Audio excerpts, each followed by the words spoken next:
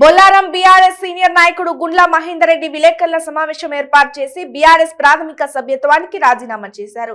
ఈ సందర్భంగా బీఆర్ఎస్ పార్టీపై అసంతృప్తితో పార్టీకి రాజీనామా చేసినట్లు ఆయన తెలిపారు. ఈ సందర్భంగా ఆయన మాట్లాడుతూ బొల్లారం మున్సిపల్ పరిధిలోని సాయిబాబా గుడిలో ఎమ్మెల్యే గూడెం మహిపాల్ రెడ్డి చేసిన ప్రమాణం ఏమైంది? 59వ జీవో క్రింద దరఖాస్తు చేసుకున్న లబ్ధిదారులకు ఎందుకు న్యాయం చేయలేదన్నారు.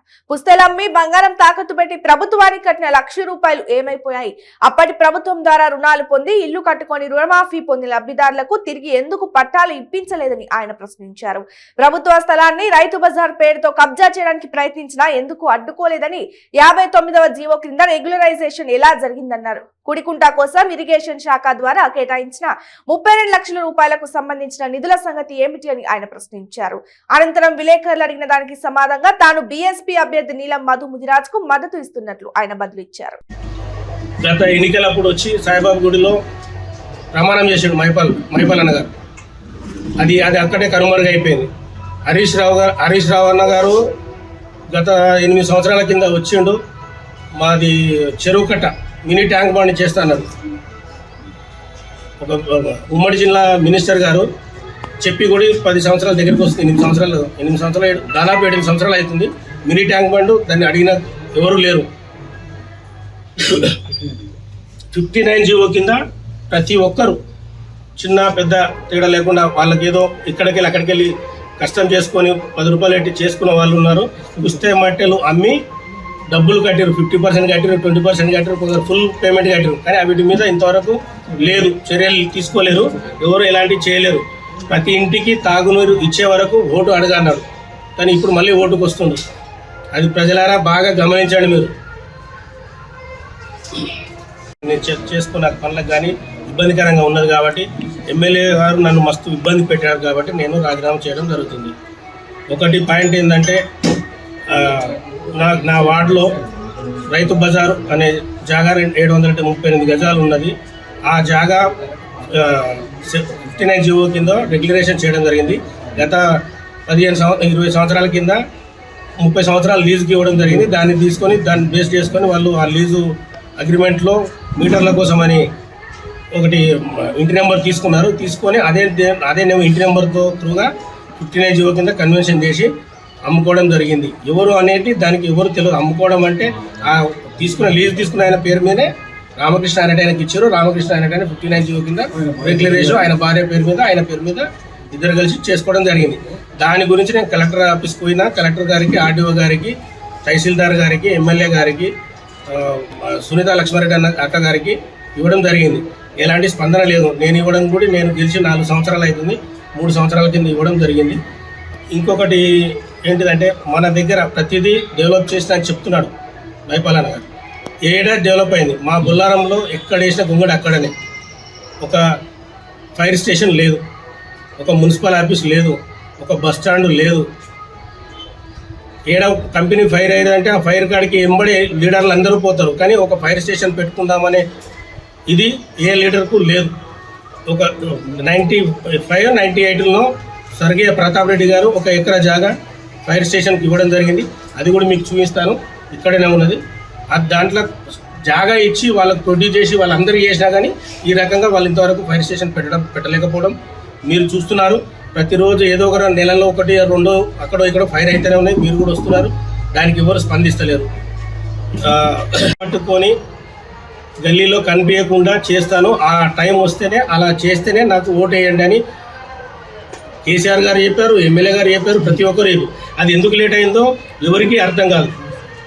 దళిత బంధు, బీసీ బంధు ఎంతమందికి వచ్చినాయి? ఈడ ఉన్న 1,00,000 పాపులేషన్ ఉంది, 33,000 చిల్లర ఓటర్లు ఉన్నారు. దాంట్లో ఎంతమందికి వచ్చింది? ఆ క్లారిటీ అనేది ఎవరికి లేదు ఇంతవరకు. దీనికి ఎవరు బాధ్యులు?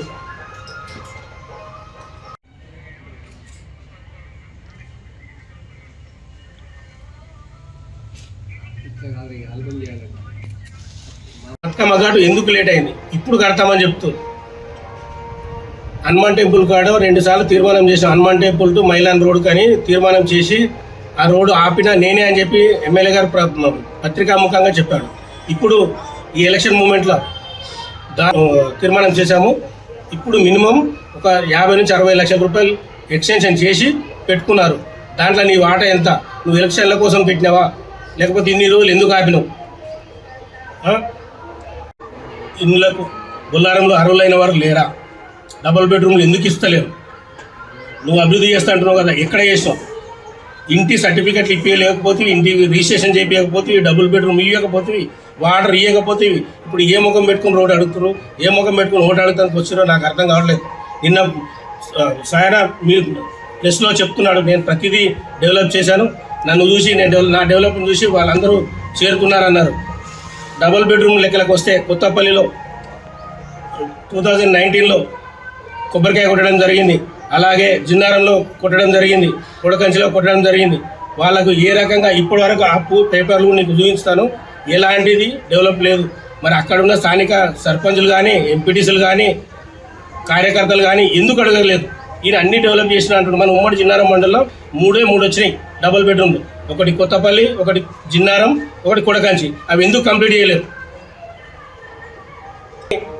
నేను ఒక్కసారి ప్రజలకు అందరికీ విన్నవించుకునేది ఒకటే, ఆలోచించండి, ఆలోచించి ఓటేయండి.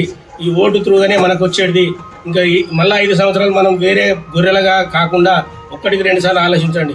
ప్రతి ఒక్కరికి ఓటర్లకు కానీ లీడర్లకు కానీ చెప్తున్నాను, మీరు ఏదన్నా చేసుకోండి, పబ్లిక్ పనిచేసేట్టు చేయండి. డబ్బులకు ఏదో చేస్తా, నేను ఏదో చేసుకుంటా అంటే అది ఈ రోజుల్లో నడవదు. ఎంతమందిని బెదిరించినా ఎవరు భయపడేటోళ్ళు లేరు ఈ రోజుల్లో. నువ్వు చేసి మంచి పనులు చేయి, మంచి పనులు చేసిన తర్వాత నీ దగ్గర రాకపోతే మమ్మల్ని అడుగు, ఏ విషయానికైనా కానీ. మీరేదో చెప్తున్నారు, మేమేదో చేస్తున్నాం అన్నట్టుగా ఉంటుంది. కానీ బొల్లారంలో శూన్యం, డెవలప్మెంట్ అంటే శూన్యం. ఇప్పుడు నేను 1-2 చెప్పినాను, టైం వచ్చినప్పుడు చాలా చెప్తాను, దాని గురించి కూడా ఆలోచించుకోండి. తేడా అనిపిస్తే మీరు ఏడా చూపించమన్నా నేను చూపించగలుగుతాను, ఎక్కడ చెప్పమన్నా చెప్పగలుగుతాను. ప్రతి ఒక్కరు ఓటర్ మహాశయులకు, ఉన్న జిన్నారం ఉమ్మడి మండలంలో ఉన్న లీడర్లకు అందరికీ చెప్తున్నాను, పబ్లిక్ సేవ చేసే పని చేయండి. నేను ప్రతి ఒక్కరికి చేతులెత్తి నమస్కరించి పాదాభివందనం చేస్తున్నాను. ఆలోచించి ఓటేయండి. ఈ 59 జీవో మనకు కాలేదు, ఇంతలో కాదు. ఈయన 10 సంవత్సరాలు ఆయనే ఉన్నాడు కాబట్టి చేయలేడు. ఎందుకు గురించి చేయలేడు అనేది ఆయన వివరించుకుంటే మాకు కూడా సంతోషంగా ఉంటుంది. కానీ ఆయన ఇవ్వడు, ఆయన అహంకార పూర్తిగా పోతుండు. ఆయన ఏం చేసుకుంటుండో ఆయనకే అర్థమవుతలేదు. 1-2 సార్లు నేను దండం పెట్టి చెప్తున్నా అందరికీ, పత్రికా మిత్రులకు కానీ, పబ్లిక్ కానీ, ఓటర్లకు కానీ, ఆలోచించి ఓటేయండి. ఎవరు మంచి చేస్తే వాళ్ళకి వేయండి. నేను పార్టీ గురించి పక్కన పెడితే మదన మీద అభిమానంతో చేస్తాను. నీల మదన్ బీఎస్పీ పార్టీకి చేస్తాను 100%. ఇంతకుముందు చెప్పినా ఇప్పుడు కూడా చెప్తున్నాను. ఇంకేదనంటే కూడా మీరు చెప్పండి, నేను చెప్తాను.